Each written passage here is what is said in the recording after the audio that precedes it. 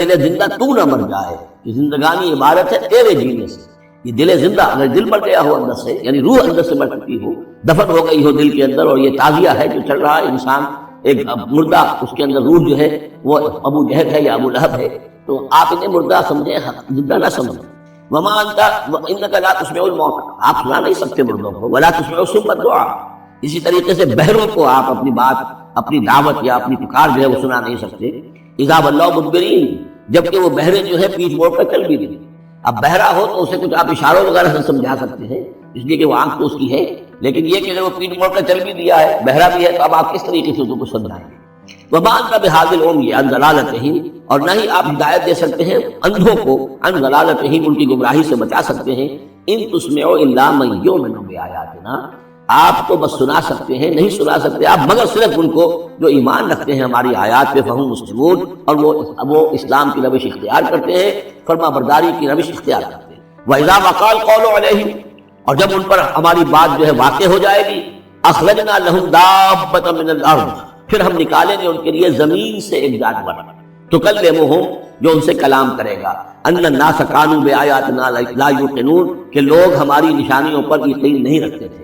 یہ قیامت کی علامات میں احادیث میں تفصیل سے آئی ہے کہ جو آخری علامات ہیں، جبکہ سورج جو ہے مغرب سے طلوع ہوگا، اور اس کے بعد ہی یہ ہے کہ کوہ صفا جو ہے اس کے پاس وہ پھٹے گا، اس میں سے ایک جانور برآمد ہوگا۔ احادیث سے یہی معلوم ہوتا ہے، واللہ اعلم۔ وَيَوْمَ نَحْشُرُهُم مِّن كُلِّ أُمَّةٍ فَوْجًا، اور یاد کرو اس دن کو جس دن کہ ہم جمع کریں گے ہر امت میں سے، جمع کریں گے ایک فوج کو، ممن یکذب بآیاتنا، ان لوگوں میں سے جو ہماری آیات کو جھٹلایا کرتے تھے، فہم یوزعون، تو ان کی بھی درجہ بندی کی جائے گی، جماعت بندی کی جائے گی۔ کوئی بہت سخت تھا، کوئی ذرا نرم تھا، کوئی استہزاء بھی کرتا تھا، کوئی صرف انکار کرتا تھا، وہ یہ مختلف لوگ تھے، مختلف درجے ہیں۔ نہ ہر نہ ہر مرد خدا پر نگوش یکساں نہ کر، یہ تو ہوتا ہے، نہ مومنین سارے ایک درجے کے تھے، اور نہ کفار اور مشرکین سب ایک درجے کے تھے۔ حتی اذا جاؤ، جب کہ وہ آ جائیں گے، قال،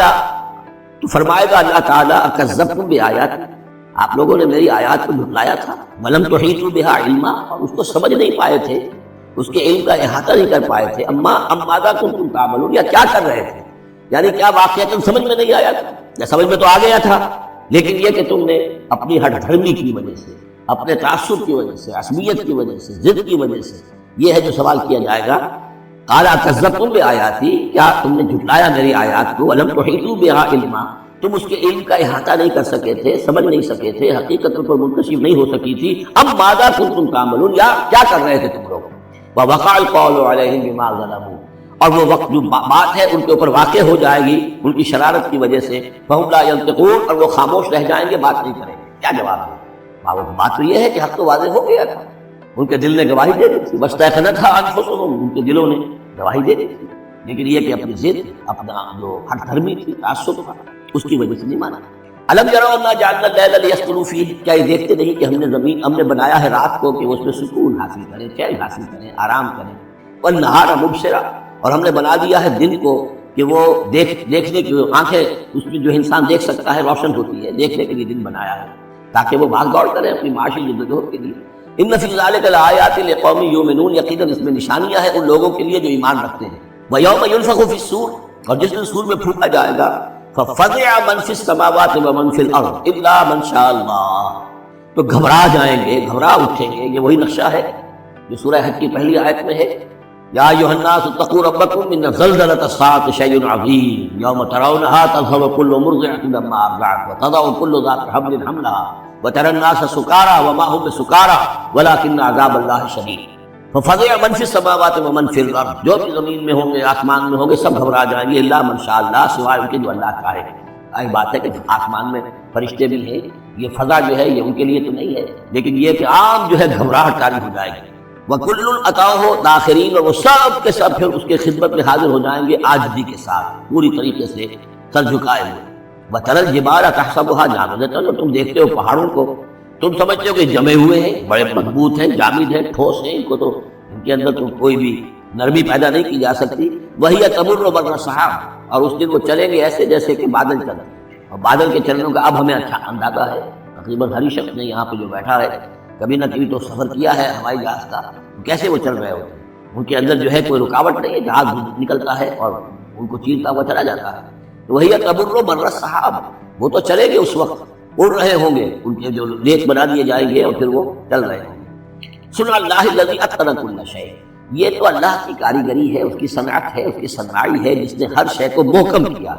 اس نے اس وقت ان کو اس شکل میں رکھا ہوا ہے۔ یہ معلوم ہوتا ہے کہ چٹان ہے سخت ترین، اس کو کہیں ہلانا ممکن نہیں ہے، یہ تو گڑے ہوئے ہیں پکے، لیکن یہ کہ وقت آئے گا اللہ تعالیٰ کے حکم سے یہ ایسے چلیں گے، یہ پہاڑ جو ہے روئی کے گالوں کی طرح ہو جائیں گے، یہ بادلوں کی طرح ہو جائیں گے، دھلکی ہوئی اون کے مانند ہو جائیں گے۔ انہ خبیر بما تفعلون، وہ یقیناً باخبر ہے اس چیز سے کہ جو تم کر رہے ہو۔ من جاء بالحسنۃ فلہ خیر منها، جو کوئی بھی نیکی لے کر آئے گا تو اس کو اس سے بہتر ملے گی، 10 گنا ملے 700 گنا ملے، لیکن بہرحال اس سے بہتر ملے گی۔ وَهُمْ مِنْ فَزَعٍ يَوْمَئِذٍ آمِنُونَ، اور وہ اس دن کی جو گھبراہٹ ہوگی اس سے امن میں رکھے جائیں گے۔ ایک تو یہ کہ قیامت کا جو معاملہ اس سے پہلے میں آپ کو بتا چکا ہوں، وہ احادیث سے معلوم ہوتا ہے کہ اس زلزلۃ الصاعق سے بہت پہلے تمام اہل ایمان کو بڑے سکون کی موت جو ہے اللہ تعالیٰ عطا کر دے گا، انہیں وہ اس فزع یومئذ،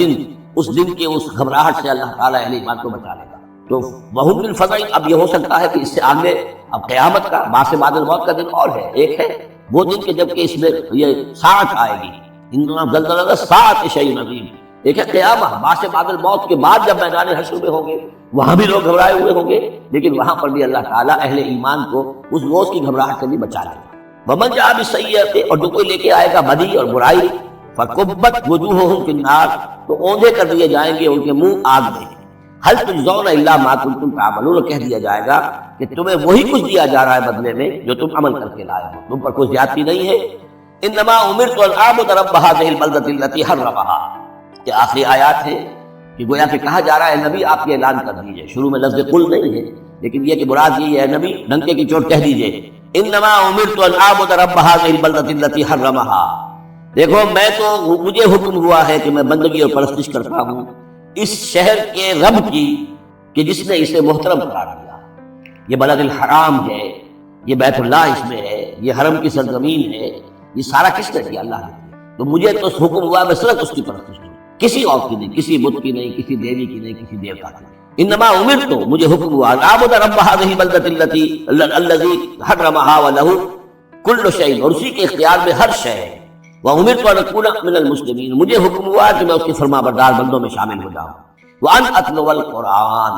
اور مجھے تیسرا حکم یہ ملا ہے کہ میں قرآن پڑھتا رہوں، پڑھ کر سناتا رہوں، میں یہ کام کرتا رہوں، میرا حکم مجھے حکم ملا ہے میں اس کی تبلیغ کرتا رہوں۔ یا ایھا الرسول بلغ ما انزل الیک من ربک وان لم تفعل فما بلغت رسالتہ، اے نبی پہنچا دو جو کچھ بھی نازل کیا گیا ہے آپ پر آپ کے رب کی طرف سے، اور اگر بالفرض آپ نے ایسا نہ کیا تو یہ گویا کہ رسالت کے فرائض کی ادائیگی میں کوتاہی شمار ہوگی۔ ان اتلو القرآن، میرا کام ہے قرآن پڑھ کے تمہیں سنا دینا۔ فمن اہتدی فانما یہتدی لنفسہ، جو کوئی ہدایت پہ آ جائے گا تو وہ ہدایت پائے گا اپنے بھلے کے لیے، وہ جنت میں جائے گا، اس کے لیے آرام ہے، روح و ریحان و جنت النعیم، اس کے لیے جنات نعیم ہے، جنات الفردوس ہے۔ فانما یہتدی لنفسہ ومن ضل فقل انما انا من المنذرین، اور جو گمراہی کی روش اختیار کرے، ٹیڑھے راستے کو جائے، انکار کرے، تو کہہ دیجئے اے نبی کہ میں تو صرف خبردار کرنے والا ہوں، انما انا من المنذرین، میں تو صرف خبردار کرنے والوں میں سے ایک ہوں، بہت سے خبردار کرنے والے پہلے بھی آئے ہیں۔ وقل الحمدللہ، اور کہہ دیجئے بالآخر، جیسے ہوتا آخر دعوانا ان الحمدللہ رب العالمین، اسی انداز میں سورہ مبارکہ کا اختتام ہو رہا ہے۔ وقل الحمدللہ، اور کہہ دیجئے کہ کل حمد کل شکر اللہ کے لیے ہے۔ سیریکم آیاتہ فتعرفونہا، ان قریب وہ تمہیں اپنی آیات دکھائے گا ایک کے بعد ایک، پھر تم پہچان لوگے اس کو۔ وما ربک بغافل عما تعملون، اور آپ کا رب غافل نہیں ہے ان چیزوں سے کہ جو یہ کر رہے ہیں۔